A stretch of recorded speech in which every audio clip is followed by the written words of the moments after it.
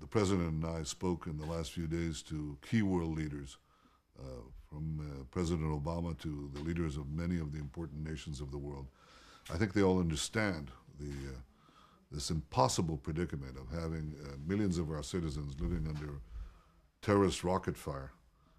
And they all expressed understanding for Israel's right and indeed Israel's duty to defend its citizens, which is what we're doing. There is one basic difference between us and our enemies. They deliberately target civilians and deliberately hide behind civilians, and we do everything in our power to minimize civilian casualties while we exercise our legitimate right of self-defense.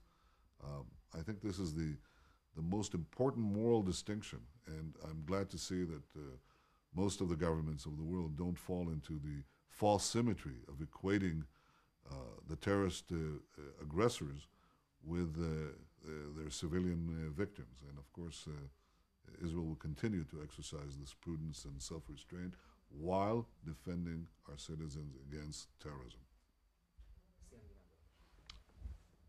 I think this is not a typical war, but an attempt to introduce justice. We are very attentive to what the people are saying abroad as well, to their leaders and other countries. We care very much. And if you want really to have a dialogue with the Israelis, one must answer two questions. A, why are they shooting at us? We left Gaza completely. Gaza is open. And recently, the government did everything to facilitate life in Gaza. Why are they shooting? And the second question one must answer is how to stop it. You cannot tell us it's nice or not nice. We don't like either to exchange fire. But what can and should be done to enable millions of mothers to have a night's sleep, something which is elementary, that the children can go to school without any dangers of being really bombed and killed. One must answer those two questions.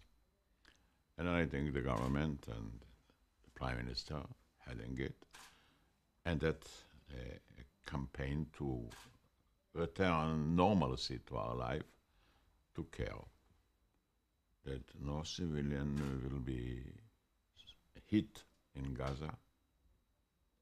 I regret, all of us regret if there are any civilian that lost his life. So it's not because of us, but because of them taking civilian life as a shelter for their shooting. But you have to provide us with an answer. What to do? What would you do? And then again, we are trying to be clear on our purpose.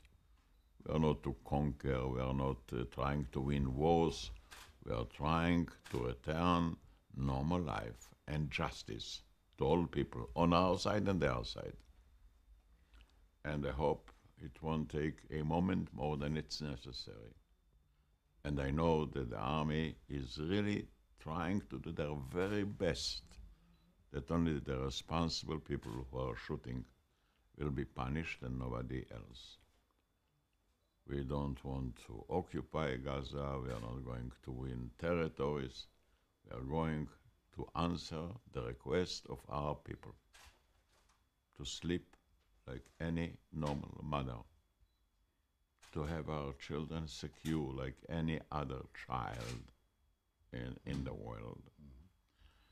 And I want to tell you, if you really want to help, try to convince them to stop shooting. You don't have to convince us. We never started. We were never the first. Tell them what are they doing? What for? What do they want to achieve? Why are they making their people suffer? Not only our people being in danger. Israel is looking for justice more than for anything else. We are looking for peace, not for war. Our greatest victory will be peace. We are not trigger happy. We are responsible people, and we regret that unfortunately, and against our will, we found ourselves in such an impossible position. We appreciate many of you, your leaders and journalists, who understand the situation and support us. I think supporting us is supporting peace. Supporting peace is supporting us. And the minute we shall achieve it, it will be over.